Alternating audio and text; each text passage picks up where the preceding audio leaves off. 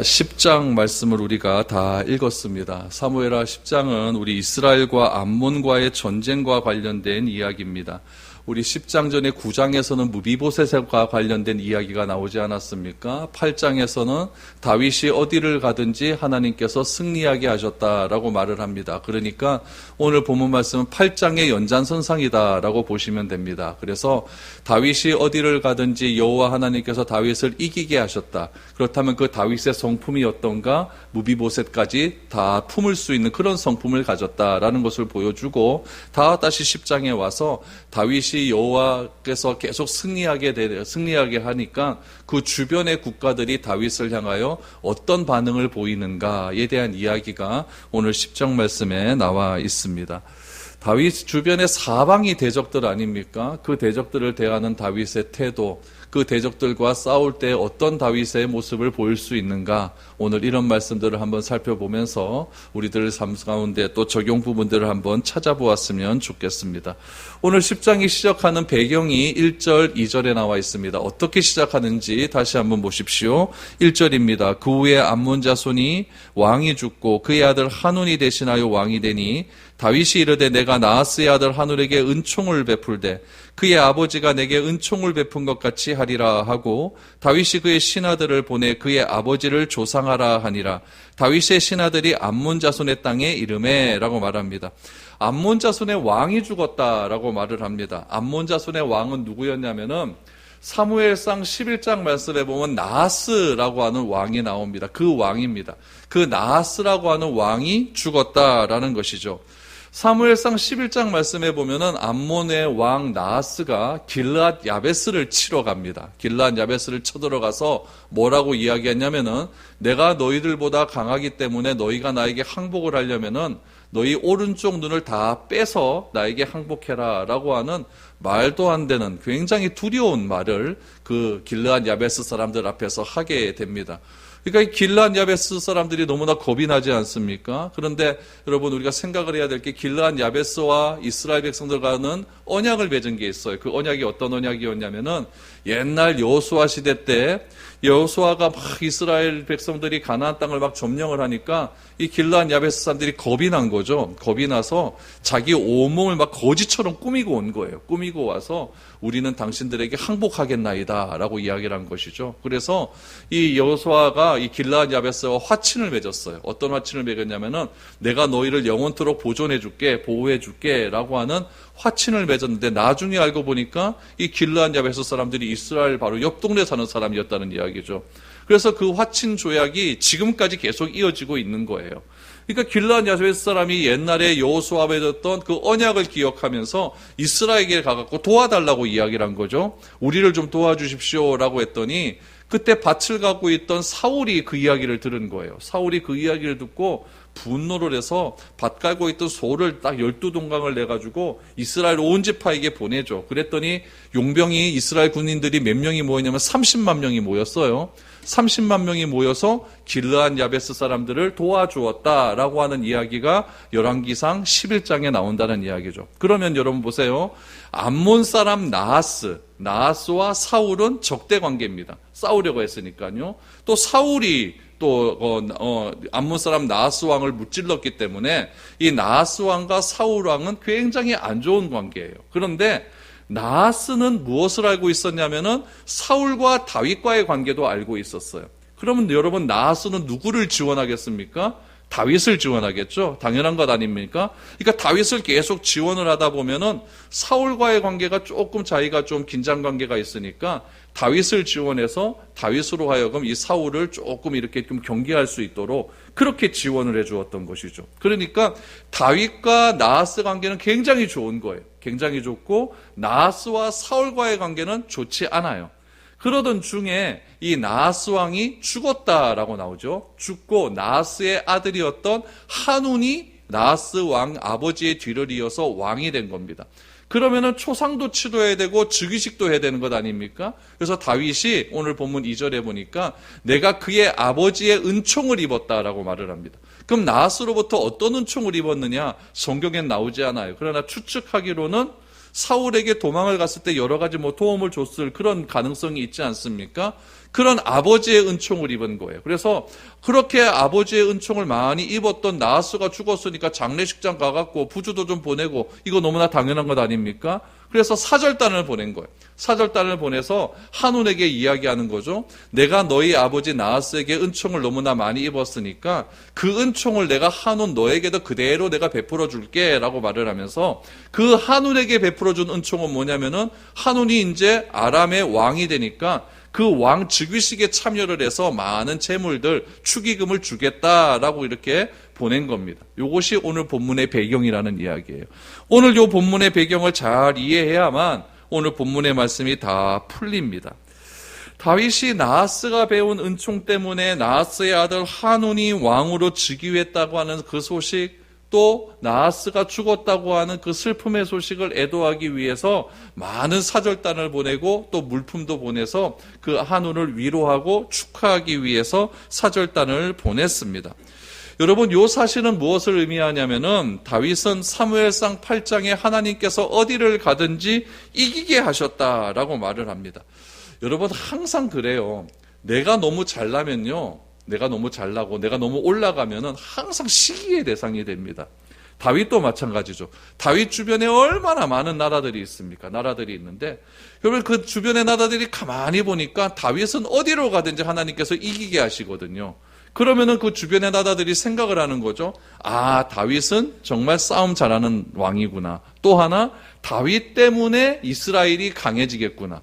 그럼 다윗이 강하고 이스라엘이 강해지는데 그 이유가 무엇이냐? 다윗과 함께하는 하나님이 계시기 때문에 다윗은 점점 강해져 가겠구나라고 생각을 하는 것이죠. 그럴 수밖에 없는 것 아닙니까? 그런데 다윗이 암몬에 사절단을 보냈어요. 초상집에도 보내고 잔치집에도 사절단을 보냈죠. 그러면 암몬의 왕의 입장에서 보면 이건 영광 아닙니까? 그렇게 잘 나가는 왕이 우리에게 사절단을 보내서 조의를 하고 축하를 해주면은 정말 이거는 영광이고 좋게 생각할 일이에요. 그런데 이 한운이라고 하는 왕 곁에 있는 신하들이 문제예요. 이 신하들이 다윗이 선의로 베풀어서 아버지에게 은총을 베푼 것을 한운에게도 내가 그대로 은총을 베푸겠다라고 하는 그런 마음에서 선하게 보낸 그 마음을 한온의 왕 주변에 있었던 관리들이 어떻게 생각하느냐, 이것이 문제가 아니겠습니까? 그 관리들이 다윗이 보낸 조물단을 어떻게 해석을 하느냐, 오늘 3절 말씀을 보시죠. 3절에 보니까 암몬 자손의 관리들이 그들의 주 한온에게 말하되 왕은 다윗이 조객을 당신에게 보낸 것이 왕의 아버지를 공겸하는 줄 아욕이시나이까? 다윗이 그의 신하들을 당신에게 보내 이 성을 엿보고 탐지하여 함락시키고자 함이 아니니까 라고 이렇게 이야기를 합니다. 다윗은 좋은 뜻으로 보냈는데, 선의로 사절단을 보냈는데 한운의 왕의 관리들은 다윗에 대한 평가를 부정적으로 보이는 거예요. 그럼 여러분, 부정적으로 보였다라고 한다면 다른 쪽 관리들은 또 선한 쪽으로 이야기할 수 있는 그런 사람들도 있겠죠. 그럼 한운은 판단을 해야 되는 거예요. 다윗에 대한 부정적인 말을 듣는 그 관리들의 의견을 택할 것인지, 다윗에 대한 선한 말을 하는 그 관리의 의견을 택했을 것인지, 둘 중에 하나를 택해서 이 한운이 이 다윗이 보낸 사절단을 어떻게 대해야 될지를 선택해야 되는 것 아니겠습니까? 그러니까 이 한운은 굉장히 이제 고민에 빠지기 시작하는 거죠. 여러분, 여기서 우리가 좀 중요하게 좀 적용해야 될 부분이 있어요. 우리는 여러분 살아가면서 늘 말을 하고 살아갑니다. 그렇죠? 말을 하고 살아가요. 또 많은 사람들의 이야기를 듣기도 하고 내가 말을 하기도 합니다. 그런데 여러분, 특별히 내가 권력이 높아지고 돈이 많아지고 또 여러분 직위가 높아지게 되면 어떻게 됩니까? 내 주위로 사람이 많이 모이게 되지 않습니까? 내 주위로 많이 모여요. 그 모인 사람이 어떤 이야기를 할까요? 대부분은 여러분 부정적인 이야기를 합니다. 좋은 이야기 잘 안 합니다. 만약에 제가 있는데 내 주위에 한 6명, 7명의 내 친위 부대가 딱 있어요. 그런데 다른 쪽 사람들이 나에게 딱 다가와서 나하고 좀 친하게 지내려고 해요. 그러면은 내 주위에 있던 친위 부대들이 나하고 새롭게 친해고자 하면 그 사람에 대해서 좋은 얘기 할까요? 나쁜 얘기 할까요? 나쁜 얘기 합니다. 왜냐하면은 새롭게 나오고 좀 친하게 지내고 싶은 사람이 마음이 내가 그 사람에게 더 가버리면은 원래 내 주변에 있던 사람들의 마음이 빼앗겨 버리기 때문에 그런 거예요. 그러니까 항상 내가 내 중심에 사람이 많이 모였다라고 하는 것은 나에게 부정적인 이야기가 더 많이 올 수 있는 가능성이 있다라는 것을 우리는 꼭 기억을 해야 됩니다. 그래서 이 권력자 주위의 사람들은요, 왜 그 권력자 주위에 모이느냐? 이 권력이라는 것을 내가 좀 빼앗아서 내가 이용하기 위해서 그렇게 주위에 모이는 거예요. 그래서 사기칠 때 보면 나 청와대 알아 이러지 않습니까? 청와대 알기는 뭘 알아요? 그 청와대라는 말 그걸 이용해서 사기치려고 그러는 것 아니겠습니까? 그러니까 주위의 사람들은 다 그렇게 해서 사람들을 속이면서 그렇게 사기를 치면서 그렇게 살아간다는 이야기죠. 여러분 우리 주변에도 마찬가지예요. 우리는 과연 누구의 말을 들어야 되겠습니까? 여러분 사람이라고 하는 존재는요 말 한마디에 흔들려요. 어떤 사람이 나에게 와서 이상한 말 한마디 딱 해버린다 그러면은 그 말 때문에 내가 확 무너질 수가 있습니다. 사람만 그렇습니까? 교회도 그래요. 교회도 어떤 사람이 한 그 말 한마디 때문에 교회가 무너질 수가 있는 것이고 회사도 그렇고 국가도 그렇고 사람이 하는 그 말 한마디가 그래서 중요하다는 것이에요. 한운의 아버지 나하스의 뒤를 이어서 한운이 왕이 되었는데 관리들이 한운에게 말을 합니다. 뭐라고 이야기하냐면은 겉으로는 한운의 당신의 아버지 나하스의 은혜 때문에 다윗이 사절단을 보냈다고 하지만 그거 다 거짓말입니다. 지금 다윗이 하는 짓을 보십시오. 다윗이 지금 얼마나 승승장구하고 있습니까?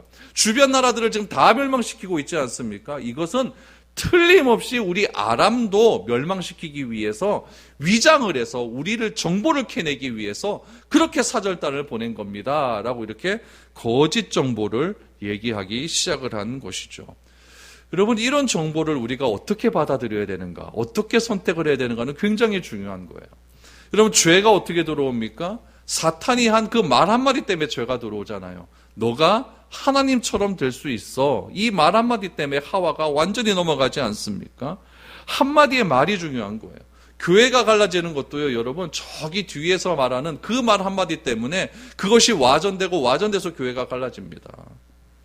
사방에서 들려오는 말을 우리가 판단해야 될까요? 원칙은 불명합니다.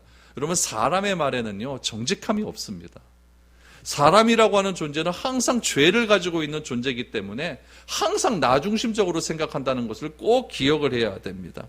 이런 의미에서 본다면 한운이 여러분 어떤 선택을 하느냐에 따라서 여러분 한운과 다윗과의 관계, 한운과 관리들과의 관계가 다 없어질 수도 있고 좋아질 수도 있는 거예요.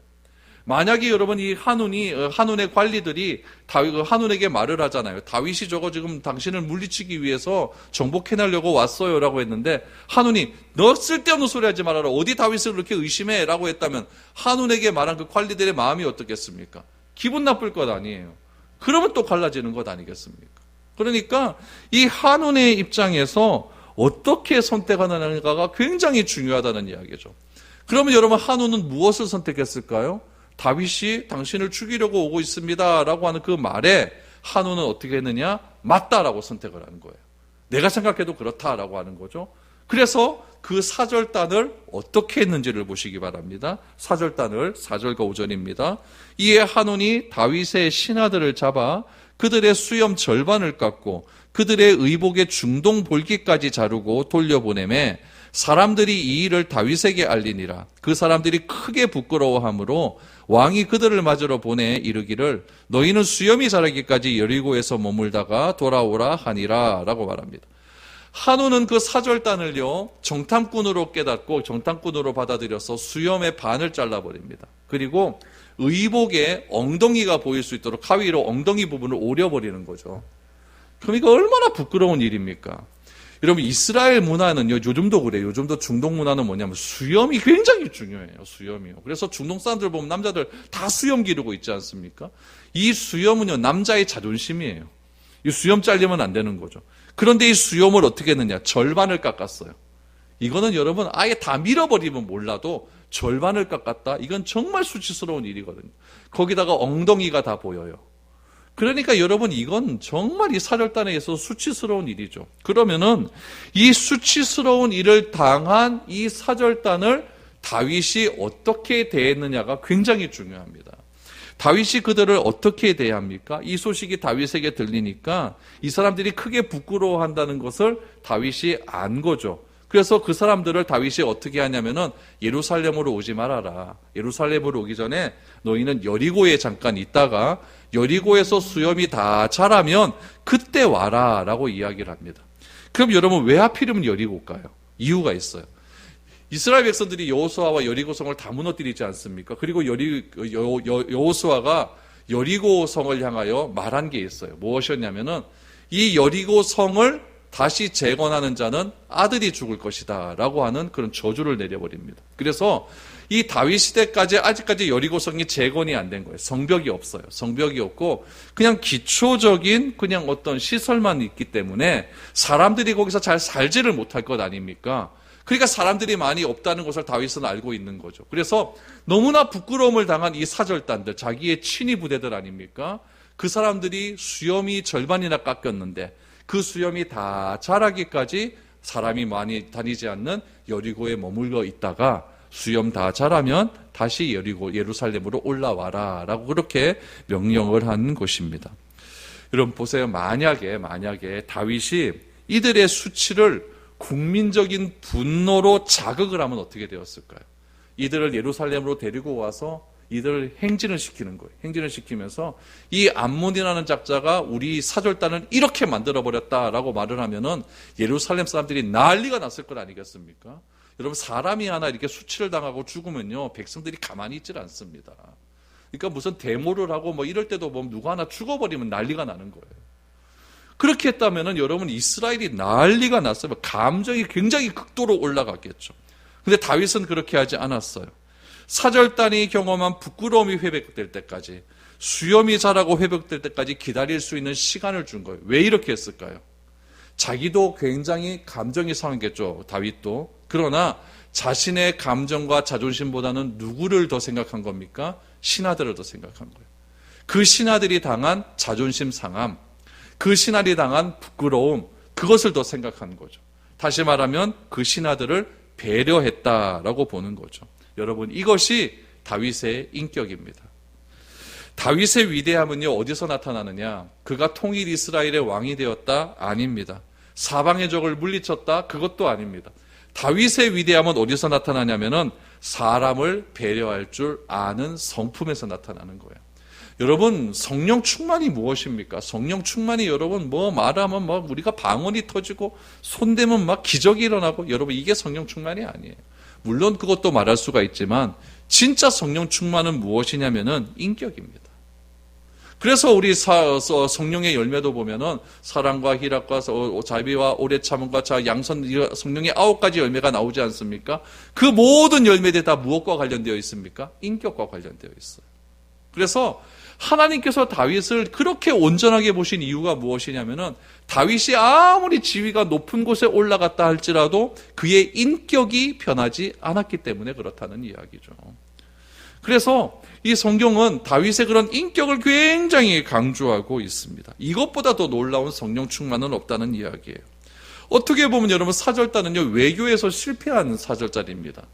여러분 외교관으로 보냈으면은 어떻게 해서든지 그 외교를 잘해야 될 것 아닙니까?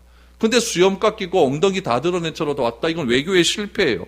그럼 다윗은 곧바로 사절단을 경질시키는 것이 맞죠. 너 사표내, 잘라버리는 것이 맞을 수도 있죠. 그럼 다윗에 의해서 경질되면은 사절단의 수치는요 3배, 4배, 5배 더해지는 거예요.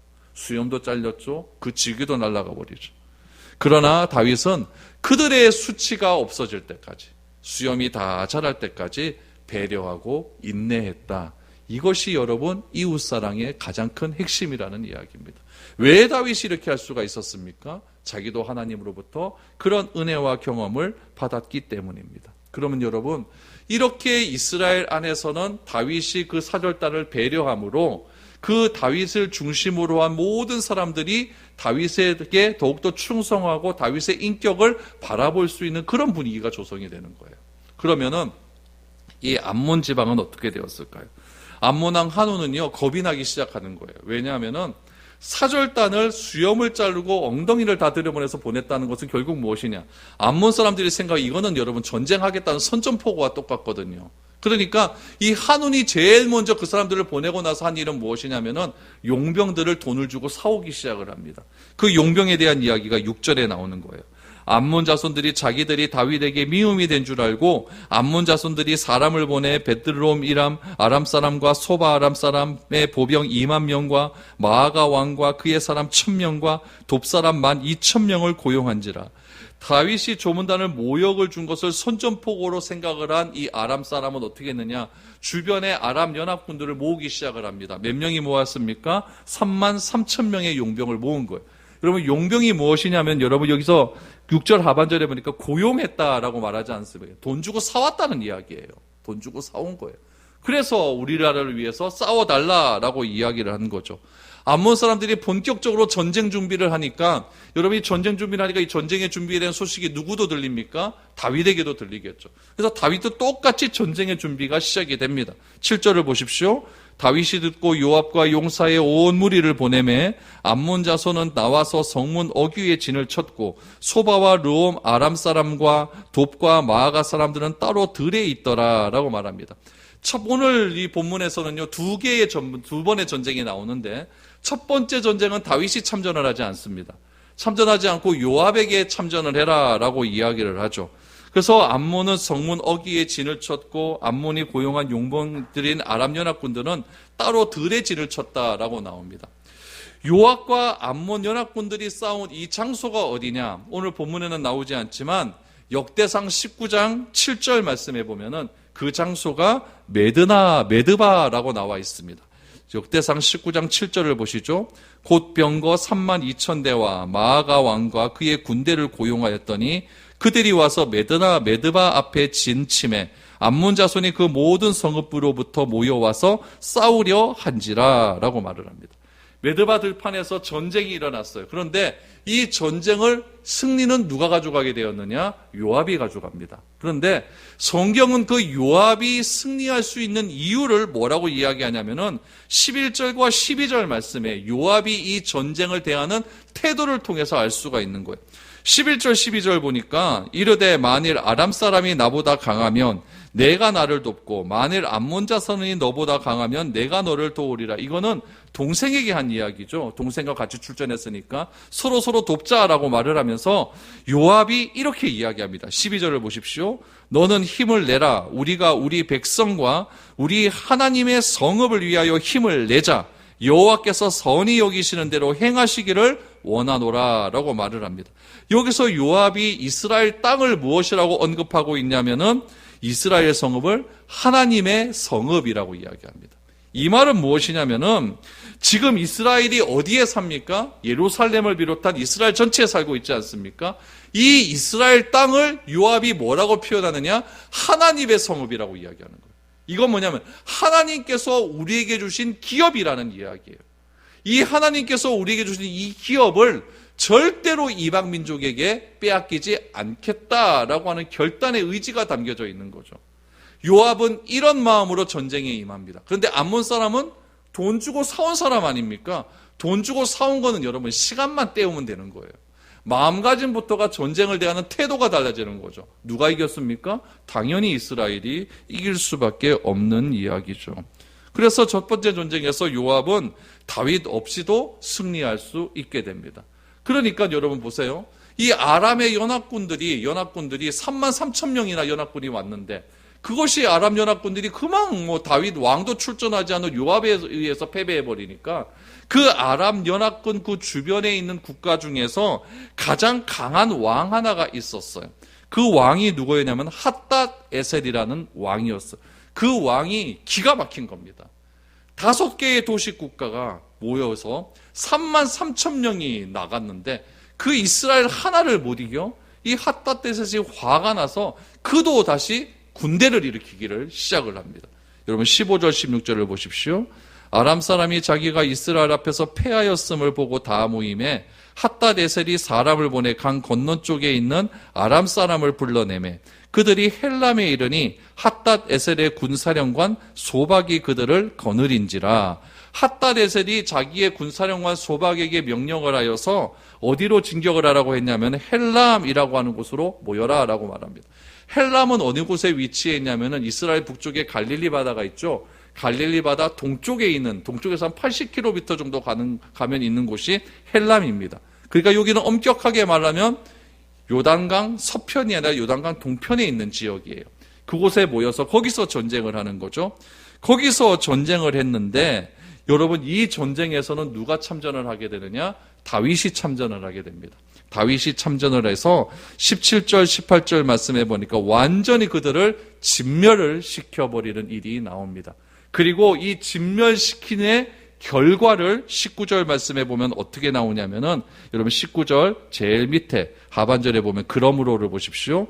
그러므로 아람 사람들이 두려워하여 다시는 암몬 자손을 돕지 아니하니라 라고 말합니다. 결국 아람과 암몬의 연합이 이렇게 끝이 났다라는 것을 보여주고 있는 것이죠. 여러분 오늘 본문 속에서 우리가 전쟁 2번, 이것은 별로 중요한 것이 아닙니다. 진짜 중요한 사실은 무엇이냐면은 다윗이 어려움에 겪은 그 사람을 어떻게 대했는가, 이 태도가 중요하다는 것이죠. 어떻게 했습니까? 배려했다는 이야기예요. 이것이 너무나 중요한 일입니다. 오늘날 그리스도인들이 세상으로부터 손가락질 받는 이유는 무엇이냐면은 믿지 않는 사람들보다 배려가 더 없기 때문에 그렇습니다. 그렇기 때문에 우리 그리스도인이 다시 우리 그리스도인의 정체성을 회복하기 위해서는 배려함이 더 많아져야 된다는 이야기죠. 이 배려함은 딴 거 아닙니다. 뒷사람을 생각하면 됩니다. 내가 사용한 문거 그 자리에 잘 정리해 놓고 뒷사람이 사용하기에 편하게 해놓으면 되는 것이죠. 그것이 바로 배려가 아니겠습니까? 성령 충만은 다른 것이 아니라 우리의 인격이고, 우리의 인격은 곧 무엇이냐? 다른 사람을 어떻게 대하느냐, 그 태도에 달려있다는 것을 오늘 다윗을 통해 알게 됩니다. 다윗은 어떠면은 그 외교관들, 그 사전딸들을 다 잃어버릴 수도 있었습니다. 그러나 그들의 아픔을 곧 나의 아픔으로 배려했기 때문에 그들을 다 품을 수가 있었고, 이스라엘 전체에게 감정적인 동요를 일으키는 것이 아니라 그들을 다 품고 진정시킬 수 있는 그런 놀라운 인격의 성숙한 모습을 보여주게 되었다라는 것이죠. 오늘 우리들도 하나님이 우리를 향한 그 헤스드의 모습이 우리들에게도 동일하게 나타날 수 있었으면 좋겠습니다. 그래서 함께 섬기며 사랑하며 함께 기도해 줄 수 있는 그런 아름다운 모습이 우리에게 나타나서 하나님의 헤스드가 우리의 배려함으로 드러날 수 있는 그런 복된 하루하루의 삶들이 될 수 있기를 축복드립니다.